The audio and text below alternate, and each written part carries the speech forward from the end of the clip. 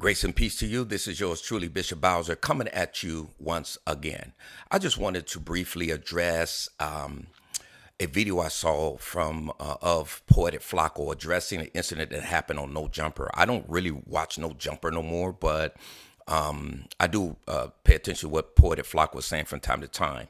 And this video that he did, I don't know if it's a reaction video or whatever. He's a YouTuber, but he was talking about 607 Unc 607 or 607 Unc and 4Extra. He showed a video where Unc 607 was disrespecting 4Extra, about something that happened in jail. And so 4Extra confronted him on No Jumper, but 607 Unc, he thought that he was being set up, right? And so my thing is that he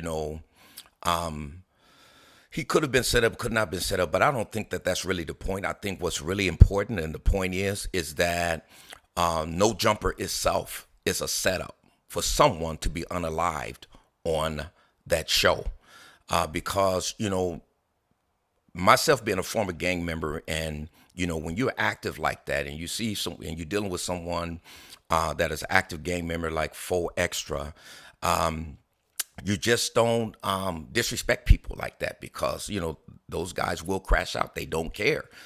They'll be willing to go to jail and do time for the rest of their lives and so on. I mean, they might mature, 10, 15 years from now, might mature and wake up and realize that it was foolishness that they were doing.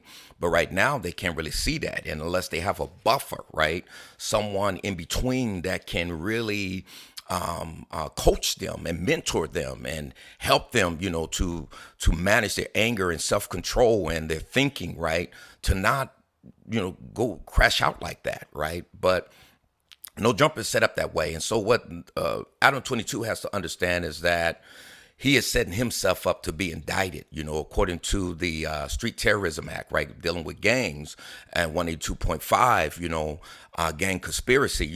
You're promoting the gang on your show. These guys are gang members. They're gang members. They're violent. They're going in and out of jail. They're doing their thing, and you bringing them on your show to promote the gang, right? And you try to say you don't have nothing to do with violence, then you shouldn't have nothing to do with these gang members. But you do, and they are connected to violence. As 4Extra told 607 Unc that he would unalive him.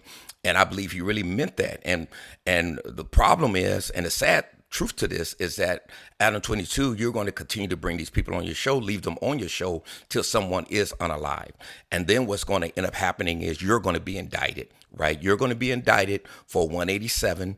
And because you're promoting the gang, you bring these guys on your show, you're benefiting from it because you're making money off of it. And that's all they need. And you're really setting up have a platform that's set up for someone to be unalive. So I don't really want to say that 607 Unc or Unc 607, whatever way you say his name, I don't really believe that he was set up like that.